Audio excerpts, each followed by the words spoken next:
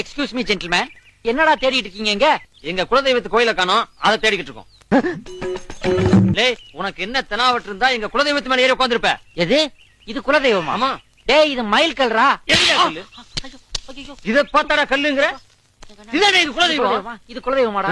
அட அறிவு கிட்டவனே, நல்லா பாடுறா. இந்த பக்கத்தை பாடுறா, இந்த பக்கத்தை பாடுறா. குத்தால 2 கிலோமீட்டர் போட்டுக்கடா. டேய் எவ்வளவு சீசனுக்கு வந்தவன் துண்டை கட்டிட்டு போயிருக்கான்டா. அவன் ஆய் போயிட்டு வர்றதுக்குள்ள குலதெய்வம் சொல்றீங்களா? நல்லா இருப்பீங்கடா நீங்க. மச்சான் அந்த அருவாளை புறா வெட்டறடா. வெட்டில அடிக்கடா. ஐயோ ஆனா ஊனானா உடனே ஆயுதத்தை தூக்குறீங்களாடா. இதான்டா உங்க குலதெய்வம், நல்லா கும்பிட்டுக்கங்கடா. இது மட்டும் இல்லடா, இந்தியன் நேஷனல் ஹைவேஸ்ல ஒவ்வொரு கிலோமீட்டருக்கும் உங்க குலதெய்வத்தை தாண்டா வச்சிருக்குது கவர்மெண்ட். நல்லா கும்பிட்டுக்காங்க.